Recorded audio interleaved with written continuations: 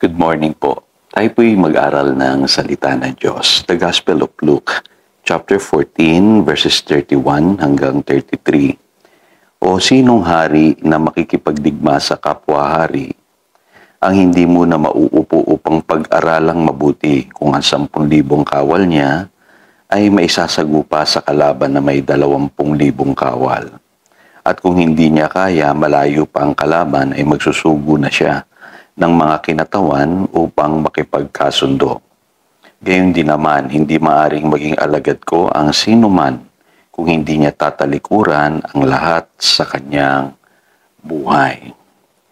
Gain a heart of wisdom. At dito po sa pag-aaral natin, direlate ko na po yung relationship ng discipleship sa ating pong pagpaplano sa buhay. At malinaw na po na ang goal natin ay ipaglingkod natin ang buhay natin sa Diyos. Yung pong binabanggit ng verse 33. Dapat talikuran natin ang lahat at ang ating buhay ay ialay na natin para sa Diyos bilang mga alagad ng ating Panginoong Jesus. Kaya lang po mapapansin ninyo, gumamit po ng illustration dyan ng Panginoong Jesus. Patungkol po dun sa pakikipagdigma. Kasi po sa buhay na ito, kailangan po na meron tayong strategy sa common term na ginagamit po ng sanlibutan. Pero sa Biblia po, mahalaga po yung wisdom. Kasi makikita nyo po sa Psalm 90 verse 12, ito po ang sinasabi, teach us to number our days aright that we may gain a heart of wisdom. Sa pagpaplano po kasi sa buhay, kailangan po ang karunungan na nagmumula sa Diyos. At alam niyo po, yung seal without knowledge, delikado po yan. Marami po ang napapahamak. Dahil po, sugod lang ng sugod sa buhay. Lusob lang ng lusob, ika nga. Sa bandang huli, natatalo. Kailangan natin yung wisdom na nagmumula sa Panginoon. At ako'y naniniwala po bilang mga anak ng Diyos, entitled tayo sa wisdom na nagmumula sa Diyos. Yung pong sinasabi ng Luke chapter 7 verse 35. Wisdom is proved right in the light of her children. So malinaw po na tayo pong mga anak ng Diyos, entitled tayo na tumanggap ng wisdom mula sa Diyos. At the same time, mapapatunayang tama yung wisdom ng Diyos sa pamamagitan ng ating pamumuhay. Yun po sinasabi ng Luke chapter 7 verse 35. Ngayon, ginamit ng Panginoong Hesus illustration po, yung digmaan, pakikipagdigma, na kung sakali sa buhay na ito, ikaw ba'y basta-basta na lang lulusob dun sa iyong kaaway na hindi mo alam kung ano yung iyong kakayahan? Baka matalo ka lang, di ba? Yung pong sinasabi dito sa mga talatang binasa natin sa Luke chapter 14, verses 31 and 32. So, kailangan po talaga may wisdom, may strategy, ika nga po. Ngayon, paano ba ang magandang estratehiya sa buhay? Ito po yung may share ko sa inyo na magandang kaunawaan sa paglalagay po ng mga plano sa ating buhay. Kailangan po kung magpaplano po tayo, we must plan according to life's season.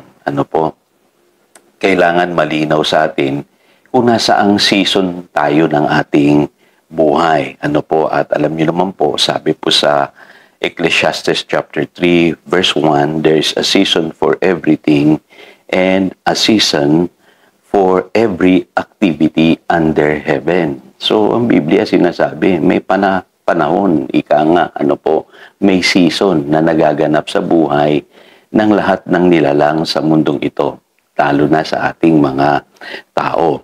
Now, mapapansin niyo po sa Ecclesiastes 12:1, ito po ang sinasabi, remember your Creator in the days of your youth. So, yun po yung panahon ng ating kabataan. Sabi diyan, before the days of trouble come.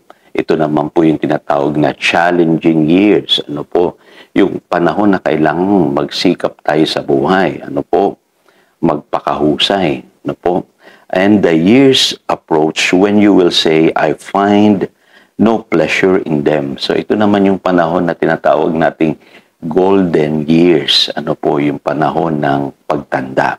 So sa buhay po, pinaghahandaan po yung kabataan, yung panahon ng kabataan. Ano po, na kung saan dapat po wag natin sasayangin ang ating panahon. Kung ikaw ay nasa bracket na ito, panahon ng iyong kabataan, dapat paghandaan mo yung darating na stage ng iyong buhay. Ano kapatid? Kaya minsan, napakasimple lang ng goal na dapat na ma-achieve mo sa buhay. Tayo pinag-aaral tayo ng ating mga magulang. Ano? Dapat ikaw kabataan, mag-aral ka. Seryosohin mo yung paghahanda. Kasi papasok ka doon sa tinatawag na challenging years, yung pangalawang season na kung saan magpapamilya ka, maghahanap buhay ka, no? At gagawin mong lahat para sa iyong pamilya. Ano? At maaaring iba naman sa atin ngayon, nandoon na sa season ng pagpapamilya. Ano? Ito naman yung panahon na dapat seryoso ka na sa buhay. Aalisin mo na yung mga ginagawa mo nung ikaw ay nasa kabataan pa. Dapat wala ka ng hilig doon sa tinatawag na pakikipagbarkada, nightlife, at kung ano-ano pang mga gawi ng mga kabataan. Ano? Kailangan seryoso ka na sa pagpapamilya, paghahanap buhay, pag-iipon, pagpupundar. No? So yan yung tinatawag na challenging years. At meron din panahon ng pagtanda. No po, na darating yung panahon hindi ka na makakapagtrabaho. Kaya dapat paghandaan mo yung iyong pagtanda. Ano? Ito masakit na katotohanan. Ano po? Binabanggit po yan dito sa aklat po ng Ecclesiastes chapter 12. Ika nga may season of retirement. Ano po? So, mapapansin nyo, no, pinaghahandaan ang lahat sa buhay. Kaya kung hindi ka magpaplano, masasayang ang panahon. Masasayang ang maraming resources. Maging ang iyong kalakasan, masasayang. Maaring magamit mo ito sa mali. Ano? Kaya alam nyo, sa Biblia, tinuturuan tayo na dapat po dumunong tayo sa buhay. Kasi bilang mga alagad, dapat po madunong tayo o marunong tayo sa buhay. So, balikan natin yung sinasabi ng Panginoong Jesus, no? Sa pakikipagdigma sa buhay na ito, kailangan i-evaluate natin yung ating buhay. Ano po? Kasi mahirap pagka lagi na lamang tayong natatalo. Kailangan mag-strategize tayo, magplano tayo kung paano tayo magsusurvive, ano po, at mananalo for every season of life. Ngayon, isa pang sikreto na gusto ko pong ibahagi sa inyo, ano po, yung pong sinasabi ni St. Paul sa Philippians chapter 3 verse 14. Sabi niya, I press on toward the goal to win the prize for which God has called me heavenward in Christ Jesus. So mapapansin nyo, no, malinaw kay St. Paul yung kanyang heavenward or heavenly calling. Ano po? Ngayon, karamihan sa atin, hinihiwalay natin yung calling nating spiritual doon po sa secular calling natin. Kapatid, magkaugnay po yan. Lagi niyong tatandaan bilang alagad, ang ating pamumuhay, ano po, whether spiritual or secular, kailangan po nakasuko sa ating Panginoon. Kaya huwag natin paghihiwalayin yung spiritual sa secular. Kasi yung iba, akala nila nakakapaglingkod lamang sila sa Diyos kung sila'y nasa church. Kapatid, maging sa iyong trabaho, pwede kang makapaglingkod sa Diyos, sa iyong pag-aaral, sa iyong bukasyon ngayon.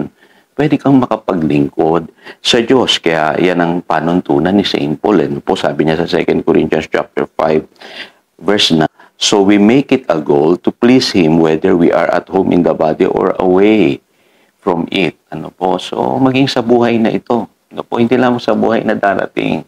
Kailangan i-please natin ang Lord. At ang sabi sa 1 Timothy chapter 4 verse 8, but godliness has value for all things, holding promise for both present life and the life to come. Yun naman pala, ano po, yung pagiging makadiyos. May reward po yan, hindi lamang po sa darating na buhay, maging sa buhay na ito. Kaya wag na wag mong aalisin yung iyong heavenly calling, kapatid. Ano po, kung magpaplano ka sa buhay, ibase mo sa iyong panawagan mula sa Diyos bilang tunay na tagasunod ng ating Panginoong Jesus. So huwag mong paghiwalayin yung trabaho mo or yung ginagawa mo ngayon sa iyong spiritual calling. Ito si Pastor Jojo nagpapaalala upang daluyan tayo ng pagpapala, manatili tayo sa kanyang salita. Good morning.